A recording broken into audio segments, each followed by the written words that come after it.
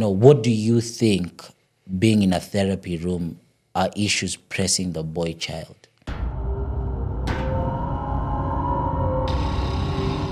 I think it's good that the conversations are more so, Yes. but there's a downside in terms of what conversations are we having, and is somebody, propagating lies? Yeah. Like, are you telling the truth? It starts with asking questions about who you are.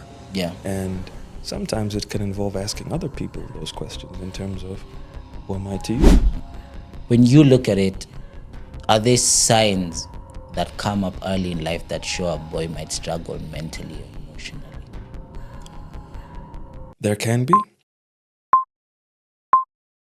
Hello, guys, and welcome to another episode of the Just to Kick It is a Blessing podcast. Welcome to the podcast where it's all about time, where we teach, inspire, motivate, and entertain through the art of storytelling. Today is another special episode, and I have a special guest in studio with me. So without further ado, I will let him introduce himself. Hey, man. Okay. Special guest this day. Yes, sir. All right. Do I introduce myself to Yes. you or to them? Yeah. All right. So my name is Aldo Oluoch Olunya, Yes. and I'm a counseling psychologist. Okay. I've been practicing since 2018. And essentially for me, when I look at psychology and, as a subset therapy, it's just, I guess, demystifying the taboo of it, especially in our context. And I'm happy to say that, I guess if you want to say I was born at the right time, where there's been a lot of change when it happens with psychology that is happening in Kenya. Yeah. And it's really lovely to be, let's say, almost at the ground floor of it. Not that nothing was happening before, Yeah. but there's been a lot of that. And so now, doing what I do, there's a lot more people who are willing to seek out help. Okay. What made you lean towards that path? Especially like 2018. What made you decide, okay, Aldo, I'm choosing a path of psychology and therapy? I think for me, even when first getting into psychology, I always thought it was fascinating, generally the way the human mind works and behavior and things of that nature. Yeah. And so when I first started to like psychology, I didn't know that it was going to translate into doing therapy. But I guess the more you study, you see the stuff that I guess you gravitate towards, Okay. and you think that you can do.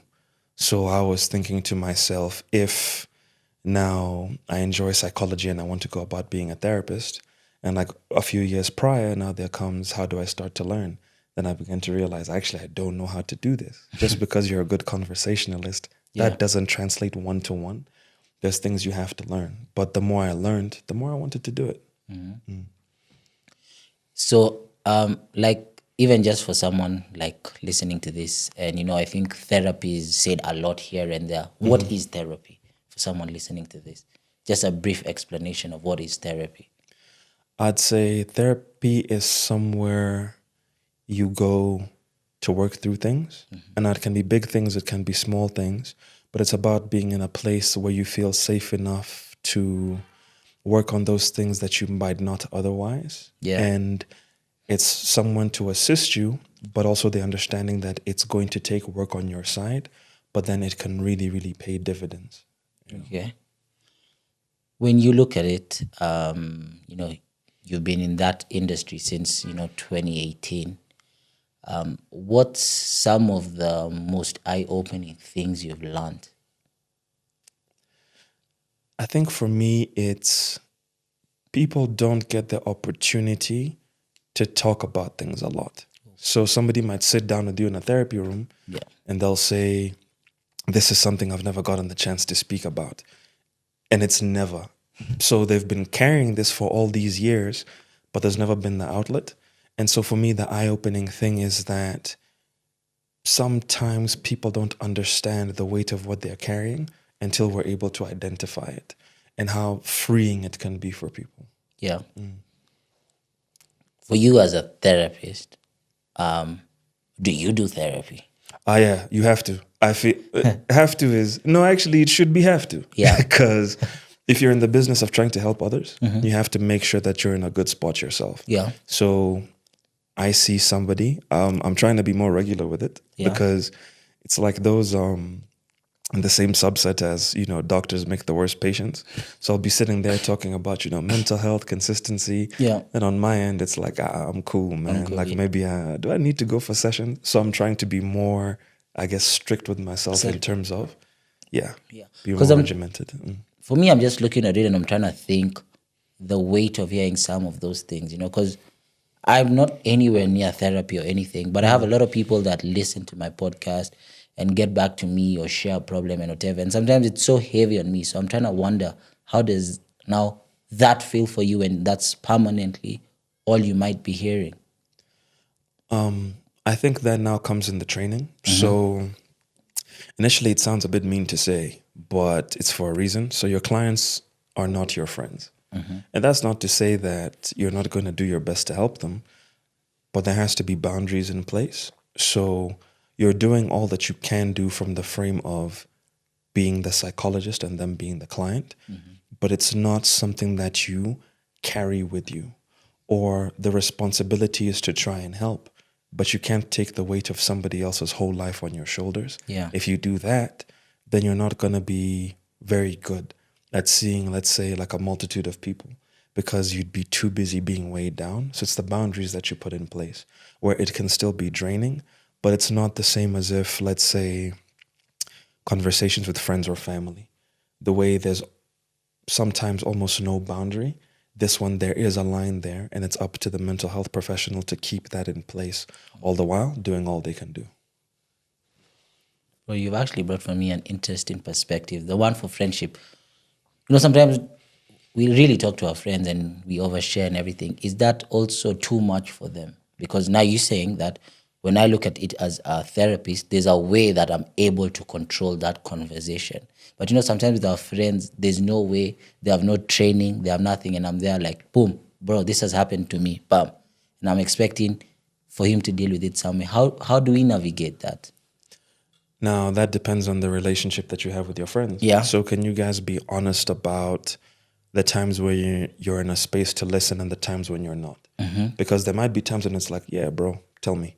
And other times you might be like, I'm not exactly in the best space. Yeah. But do you have a relationship where you can just say that? Where it's like, today I can't. So it's about the communication, because different people have different levels of what they're able to take. Yeah.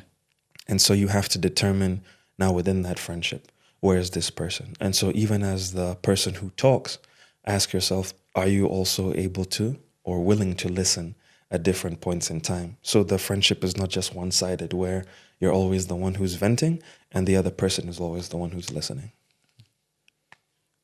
But also to take, I think maybe from what you said, is as much as, or as good as someone is a listening ear, as good as someone is a great friend, it's important to always find someone who's a professional at that, because they might never have the skill set necessarily to help you deal with that.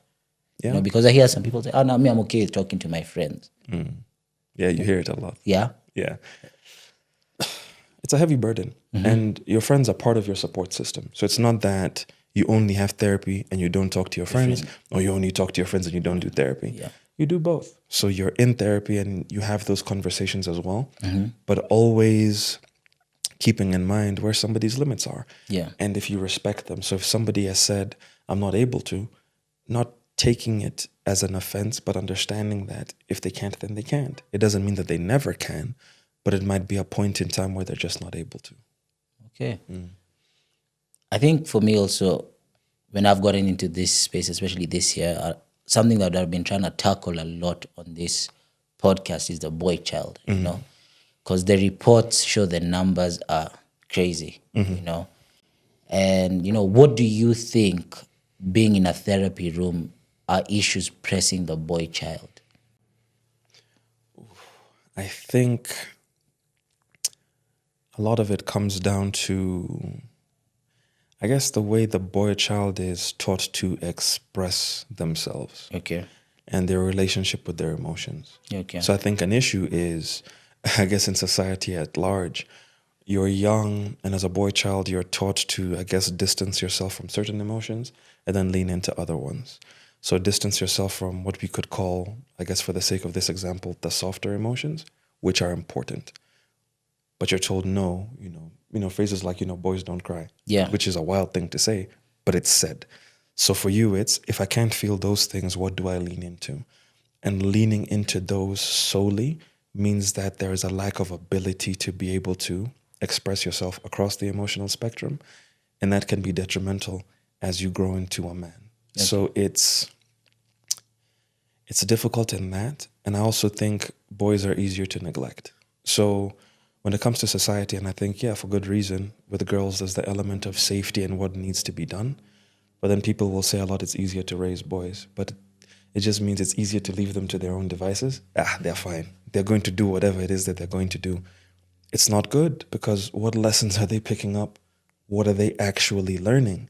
And then those things are now going to continue with them into adulthood, and they just crystallize, and it becomes more difficult to deal with. I like exactly what you said. Is the one for, it's always easier to raise boys, and I've had this conversation a couple of times where, we've sat and we're like, I want my first child to be a boy. It's going to be easier to raise. Mm-hmm. I think girls are hard to raise. So I've never actually looked at it like that. Just neglect. So when you look at it in terms of just even the therapy room and even the girls that come, is there a difference you notice between the girls that come for therapy and the boys that come for therapy? Is there a difference? I guess, there are some differences in terms of the issues they come for. Mm-hmm. But I think if I want to say it's a good thing that a lot of guys who do come to see me are leaning into the process. Okay. Some of the younger ones, they might come because of their parents. But if we get into, okay, what are we trying to work on? Then they'll, I guess, willingly, become a participant and want to get better at the things that we're focusing on. So, but then also to say the way things are treated outside might be different. Yeah. So, like, do your friends know you're in therapy? And for some, their friends are really supportive. And for some, there's the element of ridicule, like, how can you go for this thing? So the socialization is different. But sometimes in that room, there's more similarities than differences. Okay. When you look at it, like, especially, I actually want to know this. Are the problems that they come to address similar, or are the problems different? Like, maybe how can I explain that? Is what are they coming, to address? Like, is there a pattern with the problems that the girls are coming to address? And is there a pattern with the problem or the problems are just haphazard, are out there? No, I wouldn't say haphazard. I'd say, for example, a lot of boys and men even have a bigger issue with dealing with anger. Okay. So in terms of, they'll come into the office and they'll have like a real stockpile of it, and then they're expressing it in unhealthy ways. Okay. So now we're getting into, how do you actually process and deal with your anger in a way that doesn't damage you and other people? All right. And when you look at the girls, what does it seem? In terms of anger specifically, or general issues? Not anger, like is there a general issue that they come to address? I guess it depends on, a lot of it can depend on the age group, but there can be a real element with, if you want to say, stuff that happened in childhood and how it affects them now growing up and moving forward, things with anxiety, which cuts across both. But there's definitely patterns to behavior. So like you were saying before, haphazard, I'm like, there's more general patterns in terms of like the mental health of people struggling with things. Yeah. No, because when I was thinking about it and when I was looking at it, I was like, are men coming more for like anger issues and things like that compared to like maybe women who have been like what they've gone through? Because when I talk to people, like the girls that I know that go for, it's always something that they've been through. For the men, it's something that they're trying to deal with, So I'm angry at the world too. Like, I don't know why I'm angry at this. I don't know why I'm angry at that, So that was one of the things I was just trying to see, is there a pattern between those two? But maybe with a little bit more research, we could see where that goes. I think to jump on that, it's interesting because stuff happens to the men as well. As well, yes. It's the framing. Yes. And as a guy, you want to. Nobody likes being a victim. Yeah. At least for the most part. But with men especially, it's often something that they want to be very separate from, even when they got victimized. So being a victim doesn't mean that you're not trying to do anything about it. Yeah. But if in a specific scenario you were victimized, a lot of men will have difficulty in terms of placing that label on that and saying, in that instance, I was taken advantage of. Yeah. That for guys is very difficult. No. And do you think that there's a weight that comes from just admitting that is lifted off a man? Like just saying, yeah, in this situation, it wasn't my fault. Do you hear that, and how does that make someone feel? Yeah, a weight is lifted off, but you also have to work through, I guess, a lot of heavy emotions first. Yeah. Like in terms of the sadness of, yeah, that did happen to me. And I wasn't in control in that particular case. Yeah. And that can be a painful thing to admit. But Yeah. then on the other side of admitting those things, it comes to the thing of, okay, now that I understand that and I know it, what can I do? But you have to pass through the heavy emotion. Yeah. Suppressing is not good. Trying to forget it, it doesn't work, and it manifests in different ways. Yeah. Yeah. They keep on telling us forgive and forget. Yeah, that it doesn't work. I don't. As something which is such a common saying, Yeah. I really, really disagree with it because, Yeah.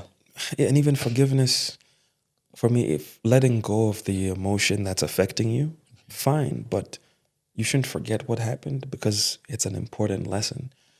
So often in cases, let's say like I really wronged you, I would push for you to forgive and forget because then, yeah, I can wrong you in the same way. So you see a lot of people who are pushing that narrative being the ones who often do stuff to people. And it's like, no, you should remember, but let's say the heat of the negative emotion shouldn't be what's driving you because somebody can hurt you. And then by holding on to it, now you continue to hurt yourself. Okay. Yeah, and I think that thing for forgiveness or resentment, actually it's a code for resentment by Dr. Wayne Dyer, where he says, I'm holding on to resentment is like being bitten by a snake and expecting the poison to kill someone else. And you could just survive if you drain the poison. Actually, what's it with resentment now that we brought that topic up? Are you, because for me, there was a time I was actually filled with so much resentment, and to have gotten rid of it took a lot of time, but if someone actually came to you today with a lot of resentment, what are you telling them? The question we ask is, okay, one, why are you feeling it? And Okay. is it justified? Now, it's harder to let go of when it is justified. Okay. But then the conversation has to go into what is it doing for you? Okay. So this, let's say, resentment or hatred you're holding for the other person, how is it affecting them? How is it affecting you? Okay. Because if you're sitting here with me hating this person, it's not affecting their life, really. And so resentment isn't the thing because you have to choose it. You have to actively choose the emotion. So letting go doesn't mean that the person who you resent, what they did was okay. But you're also making sure that they don't dictate terms. Like they dictate essentially every day of your life. Because of me, you're going to wake up and feel resentful. And so they have a control of your emotional state, which isn't good. So it's the moving away from it. It's not to say that what they did was okay, but holding on to this is hurting you more than it's hurting them. Yeah, no, and I agree with that because, like, when I look at it, like, I was filled with so much bitterness. It turned me to someone that I didn't even recognize. So, and I realized that the other person's life was going on. Fine. It's your life that was stuck. Yep. And they don't care. So No, they don't. yeah. So it was so tough to finally admit those things, but finally get to that point. When you look at it, are there signs that come up early in life that show a boy might struggle mentally or emotionally?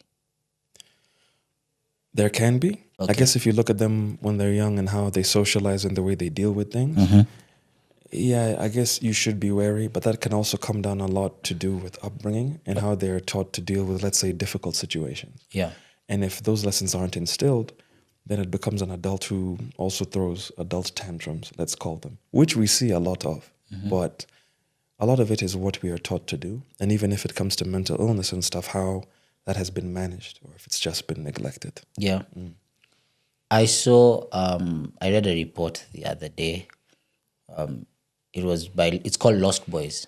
It was published. I don't know who published it, but I listened to it from a podcast by Stephen Bartlett, and then went and looked for the report and listened to it. And the numbers there were crazy. They were saying, I think 50% of boys that lack an absent father might suffer emotionally or mentally, or end up even in prison or something like that. Can't remember the exact statistic. What do you think about that? I think it's, the lessons a father can impart. And so, yes, I guess, how do I want to put this? Ideally, you'd want the father to be present. Yeah. That doesn't answer all the issues, Of course. because also depends on the kind of father figure who is present. Yes. So is he someone who's teaching the boy those lessons? Yeah. So that's what we're looking to. Like, are you present? 1, 2, are you teaching them those lessons? And so sometimes the parent is there, the lessons aren't being taught. But in the absence of that, it can be difficult to come to terms with, if you want to say what growing into a man is going to mean. And then you struggle and you're looking for, if you want to call it role models, if you want to say directions, like where am I supposed to go? And sometimes guys get it wrong. Yeah. For you growing up, how present was your father, and how did he impart these lessons in you? Yeah, I say, and I tell him this. So when he watches these kind of things, he doesn't get surprised. Yeah. He's like my biggest role model. I think he's been a fantastic dad.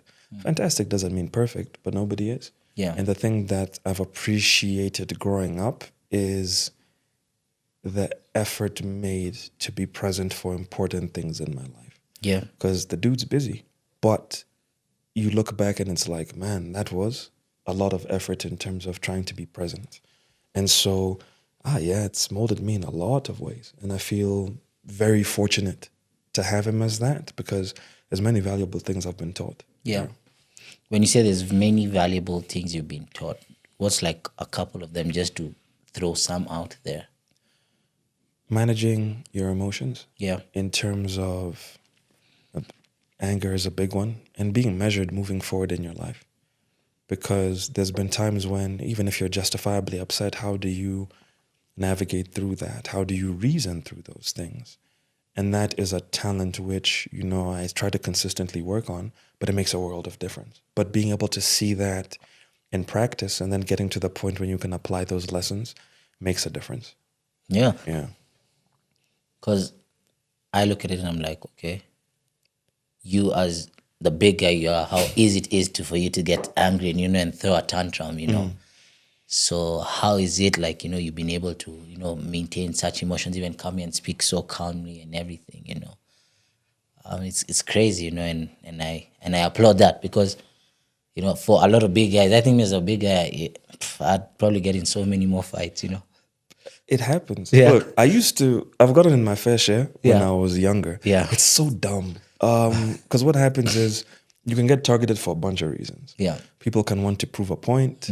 And I guess there can be an element of intimidation, or people want to, beat their chest and stuff. Yeah. And if you let yourself, you can get into a lot of fights. Problem. If you're getting into a lot of fights, there can be consequences for the fights that you get into. Yeah. And you realize that, life's not a movie. If you hit somebody right or wrong, things can go left really quickly. And then you can't say, but I was upset. Yeah. And then you realize that the best thing is actually to avoid conflict, or to spot it coming. So you can see somebody trying to start something with you. And the question I ask is, but how is this going to benefit me? Sure, you might want to prove a point, but that doesn't actually have anything to do with me. So, we don't have to get into this, because it's a lose-lose. Even if, let's say, you win the fight, and then what? And then afterwards, it's like, it's really, it's really nothing. So you learn how to navigate yourself in those kind of situations, because people will look for you for that. Yeah. And you'll see their behavior shift, and then you just, act accordingly. Also, to say, like, the composure, the bigger you are, it's very easy to be intimidating, even unintentionally. So what you don't want to do is to come across as that. And so you I like to say that you are aware of the space that you occupy and how that can be taken if you're not, I guess, careful about it. Okay. Before you studied psychology and all these things about the mind and everything, were you always this self-aware? No. Hey. Yeah. I'm trying to find that turning point because you see, when I'm sitting with you, I'm like, this guy seems, so self-aware and everything. Where did he learn that? Because I think it's such an amazing thing. And if I could go back right now to school, I'd probably study psychology. Yeah. I think it's interesting. I don't necessarily think, the psychology helped. Yeah. But I think the self-awareness journey, it takes a long time. And when you're young, you're allowed to be young. Like, I've done my fair share of stupid things. Yeah. And I think for me, looking back and understanding why I did those things is important. And then also so you don't repeat those kind of behaviors. But I think it's a journey, and I'd like to think I'm self-aware. Also, like, as an occupational hazard, you want to make sure that I know where, let's say, my skeletons are, so I know how to help others. Because if I'm blind to those, then those can come and manifest in sessions in ways which I might not be ready for. And that doesn't help anybody. So I think it's just been a lot of work over a long period of time, but it's not like I came out of the box self-aware. That would be dishonest. Yeah. Yeah. Someone watching this and would like to start their self-aware journey, what's your advice to them? How do they get to start knowing about themselves? I think it starts with asking questions about who you are. Yeah. And sometimes it can involve asking other people those questions in terms of, who am I to you? And then now being open to the answers that you get. Yeah. Because it's not you're asking because you think this is the answer that you're going to give me. Yeah. It's being open to the answers you're going to be given and then working through that. And then like the why questions, like, why do I believe these things? Why do I do what I do? And then genuinely starting to interrogate. Not that you have to do it all the time, but that's a good place to start, because there's a reason as to who we are. It's not just, people say, I'm just like that. No, you're not just like that. There tends to be reasons behind it. I had a conversation earlier this year with a clinical psychologist trainer or something. I can't remember what she said she was, but she's not yet graduated and everything, so she couldn't call herself a psychologist. But she said something very interesting, and I'd like to hear your opinion on that. She said, Tupac, I want to advise you and the people out there that true digging is messy. True digging is clean. It's not the best. So if you're going through this awareness journey of yourself or this discovery journey of yourself and it feels like a fairy tale, then you're in the wrong journey. What do you think about that? Yeah, I think there's difficulty. I think there'll be the stuff about yourself that you don't like. There will be the stuff that you do. But if you're trying to fix an issue, then yes, you're going to run into some negatives. But then a negative doesn't mean there's nothing you can do about it. That's the point. If you get to a place where, okay, here is something which I want to change, that's good, because at least you have something that you can point to and you know where to focus your effort. So yeah, it often can be messy, but necessary. Yeah. Yeah. Okay. You know, they always say, Tupac, you're always telling us about your sad times in the podcast, that you cried and everything. But you're a small guy, crying for you as usual. What about you? When's the last time you cried? I think a few weeks ago. Okay. It was, I guess, after a funeral I had been to. All right. And yeah, man, sometimes you just have to, let those feelings flow. I'm not opposed to it. I tell people, hey, man, if you must, then you must. Yeah. Like, it's an important thing to experience. And so, yeah, a few weeks ago. Scientifically, is there a benefit of crying? I think there is. I think it can be quite cathartic. Like, you feel a real relief afterwards. Yeah. So I think the emotion comes from somewhere. So I think it's a good thing to be able to acknowledge. I can't give you the exact signs, but I know afterwards you do feel better. Yeah, I think I've also had something like that. Like, it releases some hormones in your body that, help you feel better. So I know I guess maybe how we've been brought up, and I also see sometimes I have this biasness of when it's my little cousin who's the boy and he falls down and I'm like, yo, don't cry, be a man. But with the girl, I'm a bit more gentle and everything. If you could change one way that we raise boys today, what would you do differently?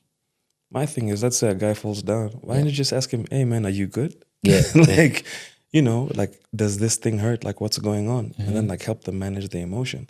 The problem with telling a boy to be a man and being a man only meaning, hey, man, button up those emotions. Yeah. That's not a good message. Okay. Essentially, it's like being a man means not expressing yourself. And that's not what people think they're saying, but in a sense it actually is. Not that you want to cry all the time, but the nuance get lost if you tell somebody, don't cry, be a man. So then for them in their mind, it's, okay, so if I cry, I am not a man. Therefore, I cannot cry. And it's like, well, that's wrong. If you cry, you're still a man. Like, you're just a man who is crying. And so it's separating, let's say, the absolutes. And so, dealing with the issue and to getting into why does somebody want to cry? What's going on? And then helping them work through what actually happened as opposed to somebody's in pain. Yeah, be a man. Be okay. It's like, man, help me. Just help me, help me get through this. When you look at it, do you think that's where our emotional disconnect as men started? And what effect is that having on us, this emotional disconnection? I feel, you could say for a lot of people, but the thing I also believe is that you have the ability to change that. So it might sound harsh to say, but I don't think it's good enough to say because I was raised in this particular manner, this is the way I have to continue to be. And now becomes our responsibility. If you want to now be in touch with your emotions, you have to do that work and nobody else is going to do it for you. Because you can't go back and change the way you were raised. No, 100%. Okay, but then other than that, do you think there's any other reasons why as men we're so emotionally disconnected? Like we were saying just now, the lessons we're taught, you're not taught to learn how to deal with them in a healthy fashion because it takes work. Yeah. And so if you don't know how to deal with things, then you're going to be, let's say, you're going to be bad at it. The same way, what's this thing that goes around, men are the logical gender. Amen. And then what you'll find is that there's a whole bunch of dudes who take their emotions and then they put the sticker of logic on them. So you'll see a guy thinking, I'm not emotional while being emotional, but he thinks I'm being logical. Yeah. And it's like, no, man, you have mislabeled what's happening to you, which are emotions. And so now there's a lack of willingness to engage because you think I don't have these things while exhibiting those very traits. And I'm sure you've seen it be like, I don't care. And it's like, you clearly care, my guy. Like, you're clearly emotional right now. But they'll take being emotional as being an insult. All the while, the emotion continues to build. Oh, that's very interesting, especially the part for I don't care, but you can... Why? Somebody has said that you can see a vein in their temple, I don't care. And it's like, okay. Clearly, there's something here. Yeah.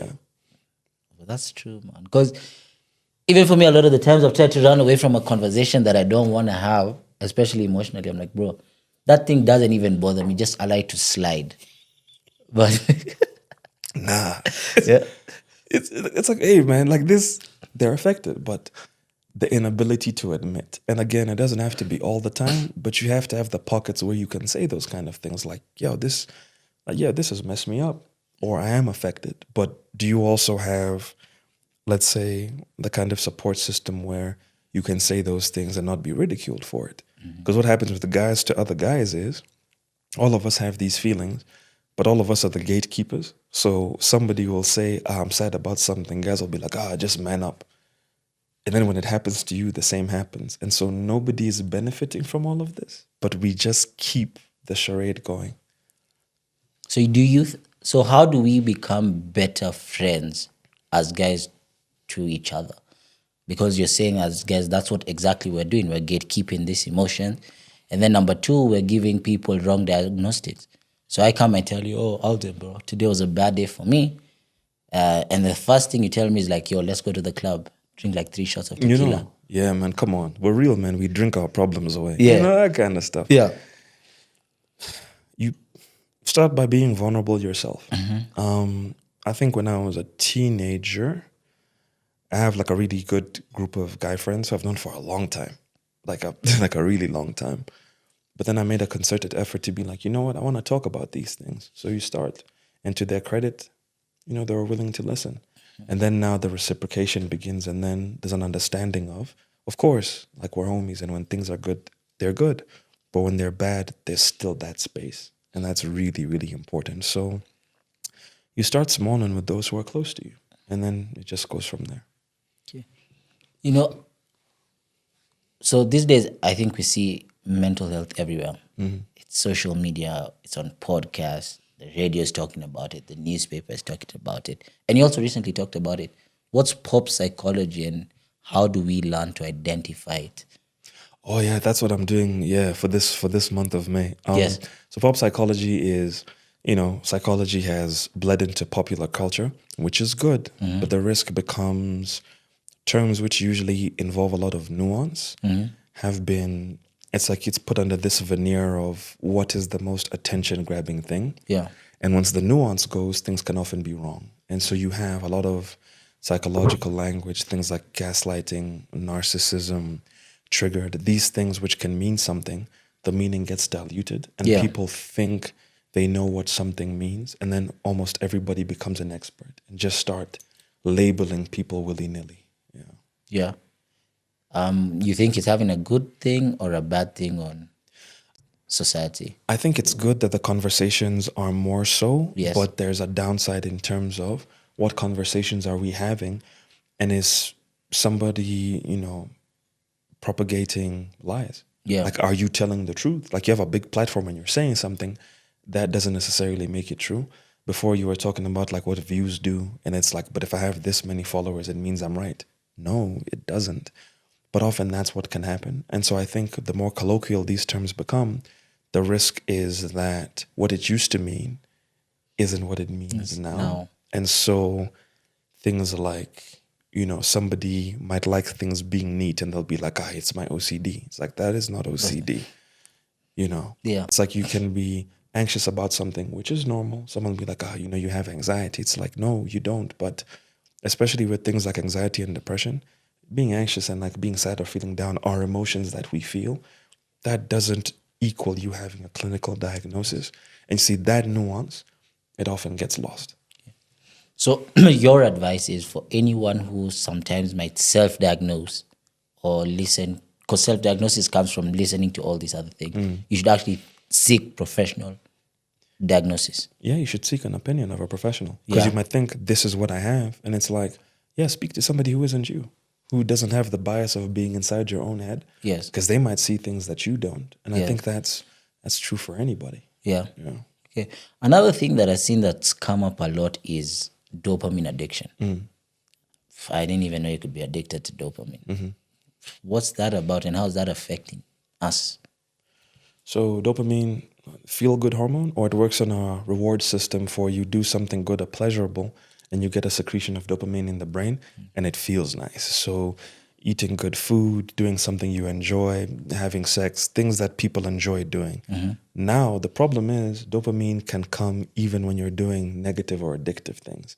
So social media gives you dopamine hits. The way, like, you can doom scroll and get the likes, and it feels nice. Like when you get the engagement, it feels good if they're like, hey man, I really enjoyed that pod that you put out. You're like, yeah, I like that. Now give it to me like 500 more times. You become so accustomed to getting it all the time. And then what happens is now your behavior becomes angled to getting those hits. And that can be tied to addictive behavior. So the behavior doesn't have to be positive. It's like gambling, for example. Yeah. The hit that you get when you win. Yeah. Sure, but how many times do people lose? Yeah. Chasing that high. Yeah. And it's like, okay, but look at what's actually happened. Mm-hmm. And so that's what, especially with social media, you see, is people chasing more and more of that. And now your behavior begins to justify, I want this feeling, so I will do anything to get this feeling. And do you think those systems have really been structured to have negative influences, especially on the boy child? Because now when I'm thinking about dopamine, now you've brought in sports, you brought in, like PlayStation, you brought in porn. And, and I look at those three categories, the people who consume the most of it are boys. So are we setting up structures that are really affecting them? I wouldn't say that Yeah. because No, it's not like I'm saying that girls don't interact with that, Like even sometimes I see statistics where girls interact with more of that than men. But I'm just saying when I now look at it, is that what could be also affecting our young men? I'd say it definitely is. Yeah. And I'd say what social media does is it gives you, like the way the algorithm works, Yeah. it tailors it to your specific kind of problems. So people's feeds won't look the same. Yes. So I'm sure you've seen those jokes where like a guy will be like, man, all I have is like a naked woman on my timeline. And it's like, you have that because that's what you like. That's not the default setting that comes with it. Yeah. So I'd say what happens is there's many things people can trip up on, like, for either gender, but like for boys, it can be risky because the access, it's never been easier. If you want to say like it's always on your phone, like you can always be online. Yeah. There's no limit to the kind of stuff that you can be stimulated by. And it's a difficult thing to, let's say, turn off. And now people are getting it younger and younger. So you're not even sitting and saying, I know this is bad. It's just what you're used to. And so you can't even see the fact that it's an issue. Yeah.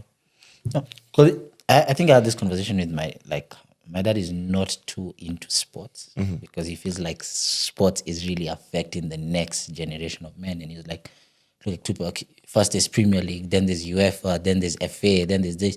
Then as soon as that ends, there's international break. Then as soon as international break ends, there's that. And like, he's not too happy about it because he feels like it's always a trap to try and consume, the boys' time.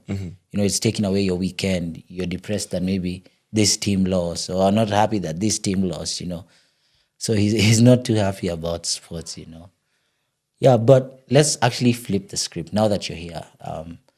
As a psychologist, I just wanted to know. I struggle with sleep a lot.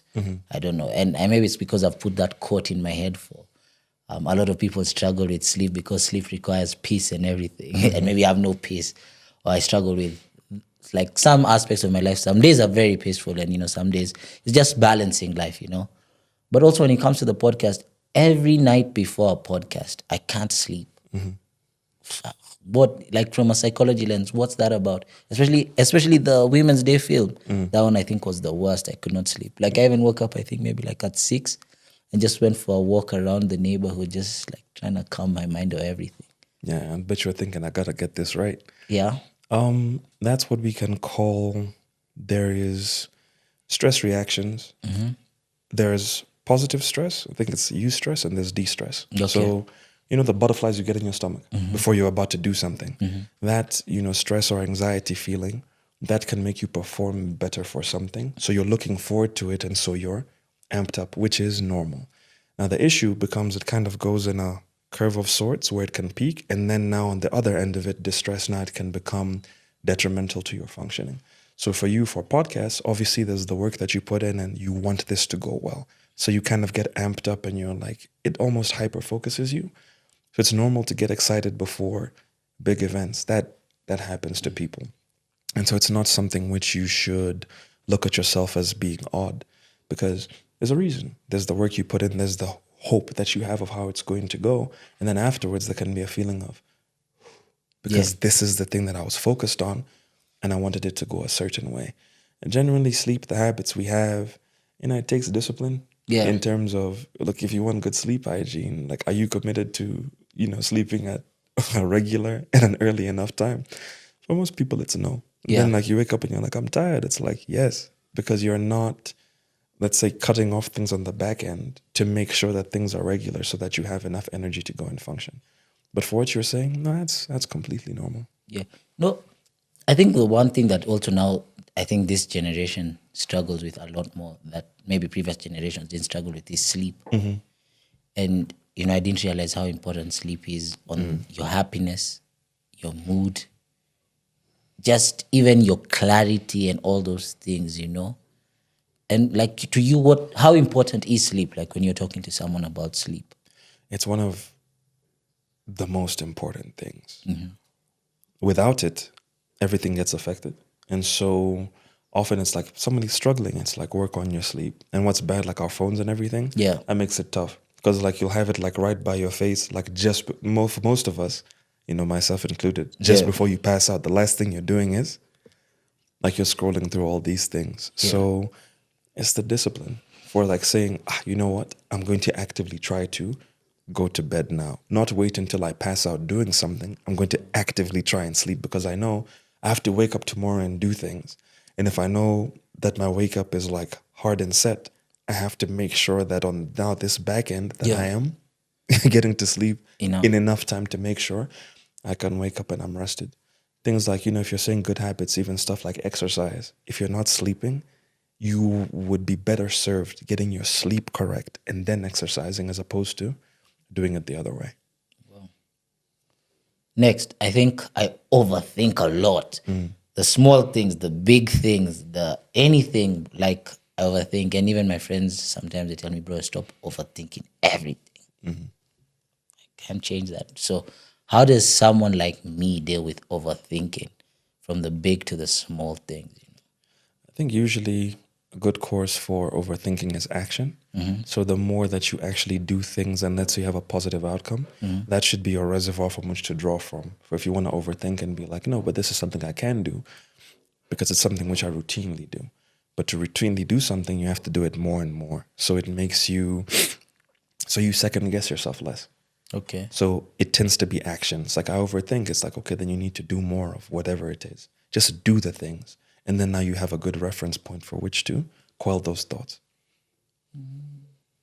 So the more you do something, the less you'll overthink it and second guess yourself. Yeah. You'll be too busy doing to be thinking about what you're going to do. Or what you've done.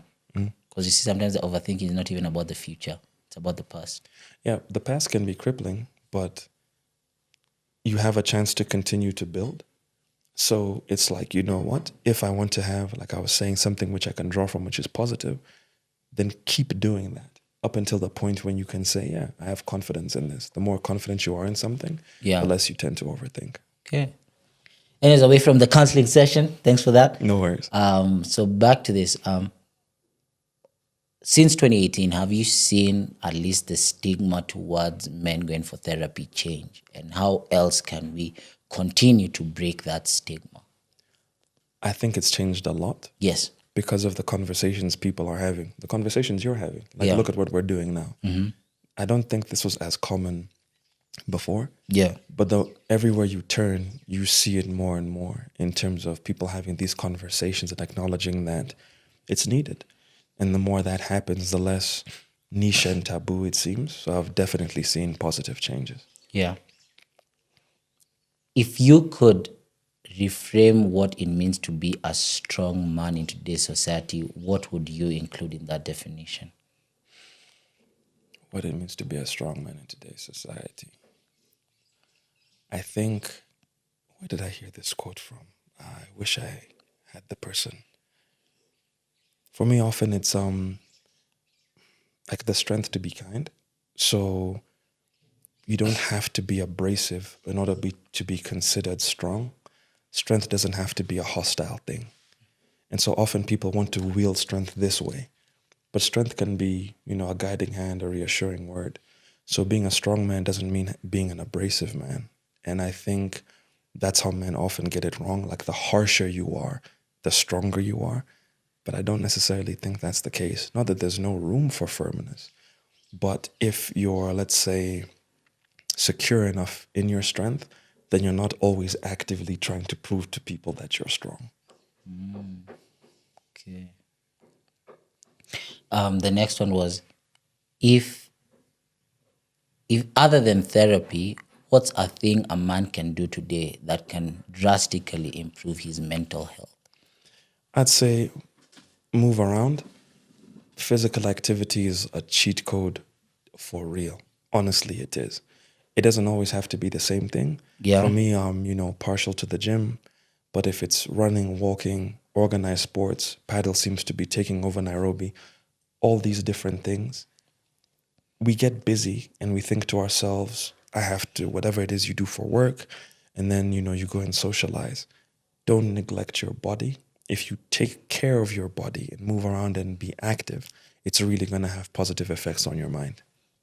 So that's why when men are, or when anyone's going through a depressive state, that thing of staying in the darkness in the room is bad. Yeah, it's a bad cycle because if you're feeling depressed, you don't want to move or do anything. So you don't, but not doing anything and not moving makes you feel worse. Yeah. So it's kind of like a snake eating its own tail kind of thing. Yeah. So if you can, I guess, have, the push to move and do something, you'll start feeling better. And it's annoying at how much it works. Yeah. Yeah. And then the darkness, how does that even make it worse? Because I know there's like, I think like there's some people who, they just lock themselves in their rooms and everything. And now it becomes exactly what you said, the snake eating the tail. Yeah. I think for that, you're just left to ruminate. Yeah. And so like your thoughts dictate everything. Yeah. And so, with that darkness, it's like it becomes the canvas for which you paint all the negative things that you feel you are in that moment. Yeah. And there's nothing which can change that. Yeah. And again, I don't know the exact science, but being outside is good for you. Sunlight is good for you. Yeah, but it if is. you're limiting that, Yeah. it can really make you feel miserable. Yeah. I think I've had that. And I've also had a lot of people who told me like when they've gone to uni in the UK and everything, during winter is probably their saddest period, or they're not that happy. It is. The funniest thing is that's called seasonal affective disorder. Yeah. The acronym is literally SAD. Like that's what it is. Yeah. It's sad, Sad, yeah. because you're indoors, it's cold, it's miserable. And yeah, that can really make you feel a type of way. Yeah. Also, why do they say when you're going through these tough times to avoid listening to sad music or music that makes you feel some type of way? I think it has its place. Like, let's say you want to emote and kind of get those feelings out there. It has its place, but then it goes back to the rumination. So when you're kind of now wallowing, so it's not that you're not allowed to feel sad, but too much of it, and now you're beginning to, it's almost reapply and wallow in this feeling, not trying to get past it. Yeah, because I remember when I was going through my point, that sad nigga music used to kick badly. But it has its place. And then it has it, and then you're like, you know what? Okay. No, it just reached a point and I was like, if I continue listening to this, I think the hole I'm digging for myself, it'll be very hard to come out of it. So I just had to stop that stuff for a while. And even though like I don't think I'd get the dopamine that I would look for from listening to that sad music. Actually, I don't even know if it's dopamine you're getting. But there's something you get from listening to that sad music. And once you change that, even when you listen to music, it just feels boring. But I just said, no, it's enough. Yeah. When you look at it today in terms of the boy child, what do you think is the greatest threat they pose, but what gives you the best hope? The biggest threat they face? Yes, but also what gives you the best hope when you look at the boy child? I think the biggest threat they face can be each other. But then that also walks hand in hand with what gives me hope, because we can dictate terms and control the narrative. So things don't have to keep being the way they are. And then now the conversation also moves to the men, for those of us who used to be boys. It's like if you're looking at somebody come up after you and you recognize these kind of patterns which have harmed you, are you trying to make that difference? Or are you of the mindset for, I went through it. You also have to take your lumps and go through it too. It doesn't have to be that way. So often we can put ourselves in really, really difficult positions, but we have the ability to get ourselves out of them again. And so if we support each other, we can really make big strides. How do you support each other in a world that seems so competitive, We've always I feel like, especially as a male species, we've been taught competition more than collaboration. So how do you switch that narrative? And that you start small. So in your circles, I mean, you can't beat the world. Yeah. And even if you're competing against someone, what's the phrase? Iron sharpens iron. It can be an element for, I care about you and I actively want to do better. But that can be, I can foster positive competition. So I'm not actively trying to tear you down, but you become a reference point for me to also want to excel. So that can be positive. It doesn't have to be now I'm trying to like cut your legs out from under you in order to get ahead. That's interesting that you said the iron sharpens iron, because I went to a birthday over the weekend, and the people that spoke about that guy, that's exactly what they said. And like, even when they spoke, I felt the same way. Like, he's such an outstanding young man, and he tries to uplift everyone around him. And so that you said it again, it's showing that importance of iron sharpens iron. So, who are you sharpening? Or who's learning, or who are you trying to sharpen, So to the kick it section, which is a very quick section, if you had a chance to speak to 13-year-old Aldo, what are you telling him? What I tell him? 13. What was I doing when I was 13? Honestly, what I'd say, I'd tell myself, give yourself time. Yeah. I'd also say, you might not be thinking about this now, but when the time comes, be kinder to yourself. Okay. And be kinder to yourself doesn't mean don't have accountability, but there'll be some harsh narratives that you're going to want to take on board, and you don't need to hold those. Yeah, and then also, it gets better. Yeah. No, it wasn't, at that age, things weren't bad, but if you don't necessarily know what your future is going to pan out like, it can be comforting to hear that it does get better, and I guess you're going to do okay. Yeah. Yeah. Is there something like being too much, is there something like too much vulnerability? I think yes, because it also depends where you are being vulnerable and how you are being vulnerable. So some people can weaponize their vulnerability as well. Yeah. So like, I have all these heavy things and I can almost want to like dump them on you. And like with most things, it's the moderation. It's like there's a time to be vulnerable. There can be a time to be guarded. Yeah. But also the people who you choose to be vulnerable with, that's very, very important. Yeah. Is there a myth about therapy that you wish people knew wasn't true? That the therapist has all the answers. That you're gonna, you watch it on TV. People come see me and they're like, "Hey man, am I gonna just lie down on a couch and be like?" I'm like, "No, that's not what we're gonna be doing." Yeah. The myth is that you kind of like the therapist like jumps into your head and just fixes things. That's not what it is. Yeah. It's work and it's worth it, but it doesn't work unless you do. So if you're not, bought into the process, I can't make things change for you. It's collaborative. What's your go-to way to reset your mind mentally? For me, it's physical activity. Yeah. So no matter what it is, I know for a fact if the day has been tough or, if it's a difficult spell, having something I can do physically makes a world of difference. And it pretty much always does. Yeah. So even if I'm feeling really lethargic, I'll be like, do something, and you'll thank yourself for it afterwards. Yeah. Okay. As we come to the end of this, I don't know if there's something I missed to ask you, or there's something you wanted to ask me, or there's something you wanted to say. Where did you get the nickname Tupac from, man? It's not a nickname. That's your name. That's my real name. Oh, word? Because I was wondering. Because I was like, there's Tupac and then there's Keith. ID, then I was like, birth certificate, passport, school documents. It's my real name, actually. that's good to know, because I was like, do I call him Pac? Do I call him Keith? Nah, I was like, how am I going to address homeboy? I really wanted to know. Yeah, okay, man. Yeah, Yeah. sure.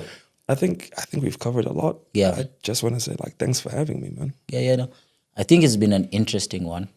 I think maybe, one of these days, we could actually think about how to do more of these things. See how to, influence more men positively. Yeah. Do you do, are your therapy sessions just sessions in-house, or you also do outside and other, things? Because I've seen you talk about a lot of activity-based things. Do you actually also do that? I do speaking engagements. So No, not speaking engagements. I mean, when my brother used to go for therapy, he'd go even to Karura and walk, or he'd go for yoga and things like that. Do you also do that?